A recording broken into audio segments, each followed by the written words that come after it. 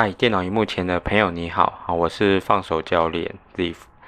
那在日前呢，我分享了一部关于正贵贵的这个短片。那根据我的观察呢，这部短片受到很多人的关注，而且呢，又因为我的主题跟那个内容是在讲跟你的不幸有关嘛。那有一定比例的人呢进来看这个内容，那这也表示说有部分的人对这类的主题有兴趣，因此呢这就让我联想到关于这个在哈佛大学蛮受欢迎的一堂课，这个课叫做幸福课。因此呢，我这次就是截取一段关于幸福课里面的内容跟你做分享。那在这部影片里面呢，里面也会有提到说能够让你脱离不幸的实际方法。好，那希望呢这个影片呢对你能够有所帮助。那我们就现在就赶紧来看我为你准备的这一段影片吧。 Positive emotions don't only contribute to our success, they don't just contribute to our feeling good, they also contribute to our well-being. Optimistic people, and again, not Pollyannish detached optimism, but grounded optimists, on average live significantly longer. Bless you. Their immune system is stronger. So it also helps in terms of physical health. But now the question is the moral question. What about other people? How can I talk about or act in my life pursuing my happiness? Isn't that selfish? And the answer is yes, it is selfish. When I talk to myself, when I say to myself, I want to be happier, I say to myself that I want to be happier. That's a selfish thing. So is that bad? Is that immoral? Well, in our culture, selfishness and immorality have essentially become synonymous. And that's a problem. And here is why. Because this is the number one. Equating the two, selfishness and immorality, is the number one cause, subconsciously mostly, but not only, number one cause of unhappiness. Because people feel guilty about pursuing their own happiness. People feel guilty at times feeling good about themselves. How dare I feel good about myself? How can I pursue my own happiness when there is so much suffering in the world, and there is a lot of suffering in the world? So how do we respond to that? First of all, happiness is a positive-sum game. It's not a zero-sum game. Neither is it a negative-sum game. It's not that my happiness takes away from other people's happiness, which would be a negative-sum game. If I have more, you necessarily have less. It is not even a zero. Or rather, if I have less, you have less. That's a negative-sum game. Or a zero-sum game. If I have more, you have less. It's a fixed pie. It's not that. It's a positive-sum game. Why? Because happiness is contagious. If I'm happier, I'm more likely to contribute to other people's happiness and well-being. Being happy, in other words, is also a moral state in the sense of actually contributing to other people's well-being. The Buddha talked about it thousands of years ago. Thousands of candles can be lighted from a single candle, and the life of the candle will not be shortened. Happiness never decreases by being shared. It's like passing on light. And if you're happy and work on your own happiness, you're contributing indirectly to other people's happiness. Just like the baby who laughed last time made you laugh. It's contagious.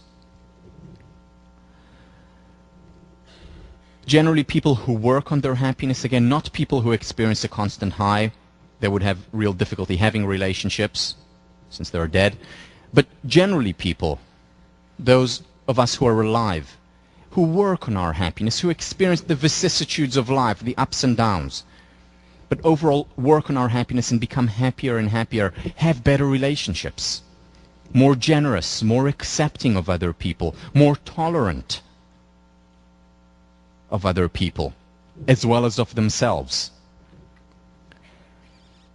There's a lot of research to show that helping ourselves In other words, working on our happiness, contributing to our well-being, leads us to also be more generous and benevolent toward others. This is researched by one of the leading researchers, one of the first researchers in the area of positive emotions, Alice Eisen. And she showed time and again how feeling good is good for us and good for others. And it works the other way as well. This is the wonderful thing about happiness. It works the other way as well, because helping others also helps ourselves. Remember your task for this week. Those of you who have already read it. It's to commit, above and beyond what you usually commit, 5 extra acts of kindness during one day. 5 extra acts of kindness. This is research done by Sonia Lyubomirsky. I mentioned her book on the first class, The How of Happiness.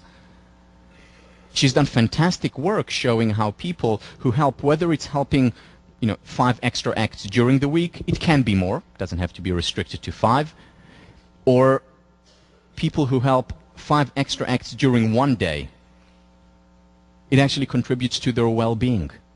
So helping others is also helping ourselves. One of the things that I say, and only half in jest, is that I know of no more selfish act than a benevolent act. And again, only half in jest, because the two are interconnected. And there is a self-reinforcing loop between the two, where helping others helps ourselves, and helping ourselves in turn helps others. And rather than looking at it as selfish, and some people may feel dis-ease with it, rather though as looking at it as selfish, i.e. equal immoral, we should look at it as something that is so wonderful about our nature, a part of our nature that we should celebrate. The fact that our happiness is tied to others, the fact that we're tied to others in a web of empathy, that's a wonderful thing about human nature. A thing that we need to celebrate much more than we are doing already. Because remember, if we don't celebrate it, if we don't appreciate that part of our nature will depreciate. To appreciate has 2 meanings, as we talked about. 1 is to say thank you for something, and 2 is to grow. If we appreciate the good in our nature, in our inclinations, if we appreciate that part of our nature, it will appreciate and we will have more of it. If we look down on it and say, it's a terrible thing that I just derived benefit from helping other people, then that part of our nature will depreciate over time. For your readings, you're reading one of the meditations in my book where I talk about it a little bit more in length and also give it the philosophical foundation, because in many ways this goes against Kantian thinking that has been so dominant in our 20th and 21st century thinking about morality. It feels good to feel good. It also contributes to others to feel good. I want to end this premise, this idea, by talking a little bit about a person for whom one of the chief purposes in life was to spread happiness. Mahatma Gandhi. There's a story about him.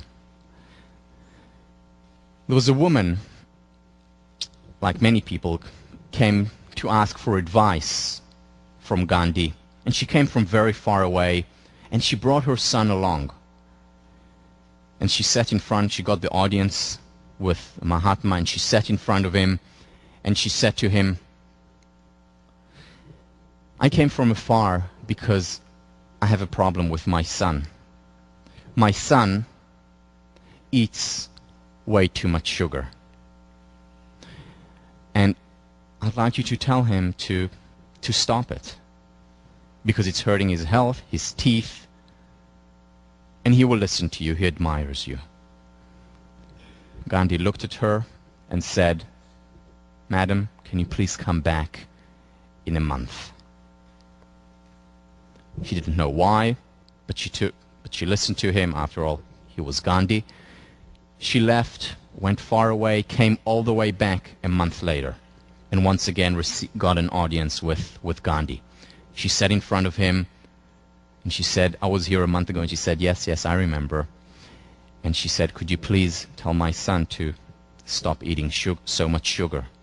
So Gandhi looks at the child intensely and says, "Son, stop eating too much sugar." And that's it. The woman is obviously perplexed and musters up her courage and says, "Mahatma, thank you very much. I'm sure he will stop eating too much sugar, but why couldn't you tell him this a month ago when I came all the way here?" And he said, "Well, madam, because a month ago I was eating too much sugar."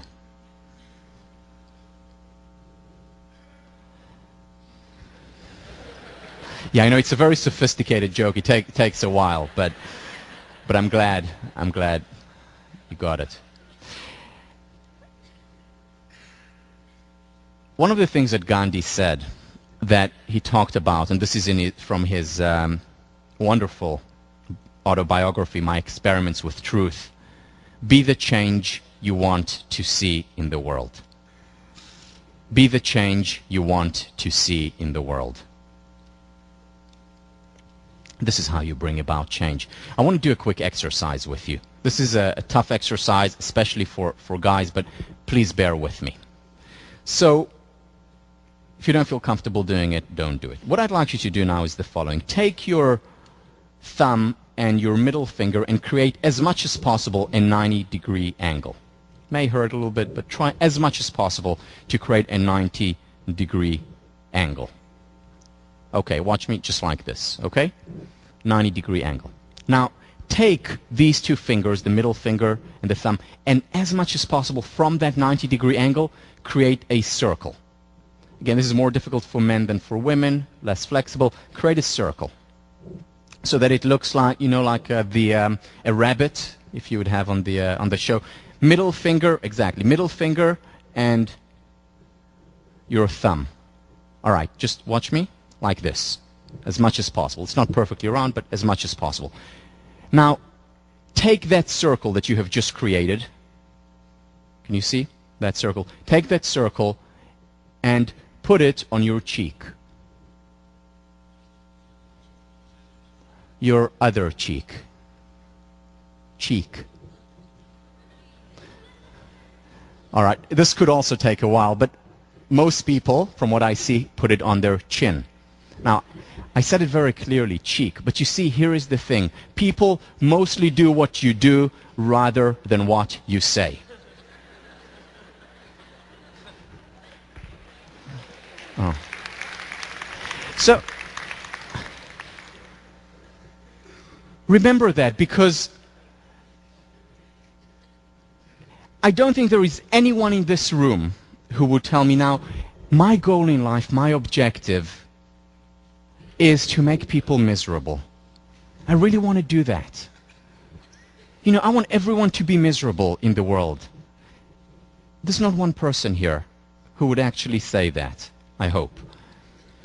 So most of us here, whatever we do in our lives, now and in the future, are idealists. We want to do good in the world. We want to spread happiness. But remember, people do what you do, not what you say. So you may want to spread happiness through your words, but ultimately the best way, the optimal way of spreading happiness is to work on your own happiness, because then you're leading by example. That applies to leadership. The most important thing about leadership is not what you say, it's what you do. The most important thing about parenting is not how much you tell your child honesty is important, but rather how honest you are. If you want to spread happiness, be the change you want to see in the world. By example. 好，那看到这边呢，那在里面他有提到一个让你幸福的一个实际的这个做法。这个做法就是你每天去多做5件以上的好事。那当你看到这边，你听到的时候，你可能会觉得说，一天做5件以上的好事，感觉好像会觉得很吃力。那如果你觉得很吃力的话，其实我不妨建议你，你可以先从1天1件开始，而且呢，你要做的那一件好事不一定都要很大，好，哪怕是就是帮助一个人解决一个小问题，或者是帮别人拿一个东西，这样子都可以。而且呢，你要帮助的人不一定要是陌生人，好，也就是说，你可以先从你周遭生活、你认识的人开始，好，譬如说你的亲人啊、你的朋友等等。那如果呢，你有按照我刚刚的这个建议，好，真的有去实践的话，其实你会发现说，当你从一些比较小的事情去帮助别人的时候，你会觉得，你会有那种很绰绰有余的感觉。因此呢，你在日后你在想要帮助别人的这个部分呢，你就会把你的这个能力范围再扩大，或者呢，你会把你想要做的这个好事的这个件数呢增加，但是呢，又不会给自己很大的压力。好，因此呢，你不妨试试看，我所建议的方法。那希望这个方法对你能够有所帮助。那最后呢，如果你看完这部影片之后，你有任何的心得感想，也欢迎你在下面留言。好，那我看到之后，我会尽快为你做回复。那这则影片我就先为你分享到这边，好，我们下回见，拜拜。